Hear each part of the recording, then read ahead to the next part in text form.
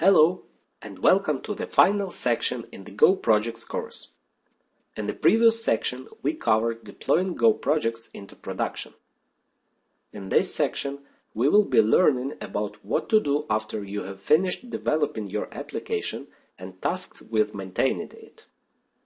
Specifically, we'll cover debugging, reflection, and how to measure performance. Moving on to the first video of this section, we will be taking a look at debugging. We will be covering three topics: installing Delve, which is a debugger for Go, using Delve, and using the Go Race Detector. Before looking at Delve, let's consider a situation you may have encountered if you have written some Go on your own. There are quite a few examples of decoding JSON on the internet, and some of them, unfortunately, ignore the error returned from this function. New users may run the code and be very confused to see 0 as the output. Now, of course, this is a very simple example, but let's use it to see how Delve could help us work through this situation. To install Delve, run go-get-u github.com/derekparker/delve/cmd/dlv. After that, depending on your platform, there are some installation instructions you will need to follow. Visit the link provided to see the instructions for your platform. With Delve installed, we will start the debugger by running dlv debug. From here, we need to set two breakpoints, one to our main function and another on the line we want to stop on. To do this, enter break main.main and break main.go:28.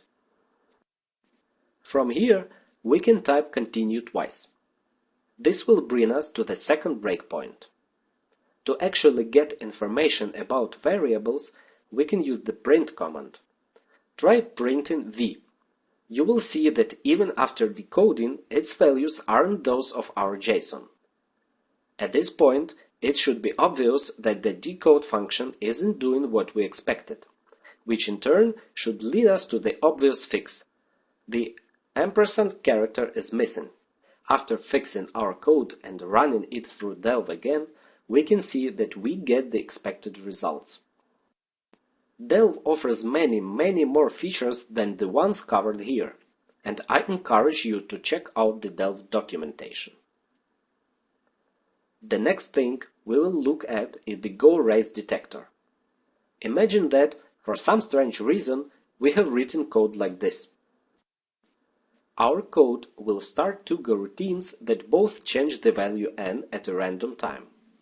We then print the output of n equals to 1, showing whether or not n was 1.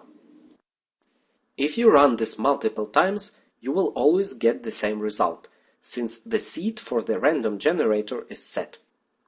In more complex code, this might go unnoticed until that seed changes, which would cause potentially difficult to track down the bug.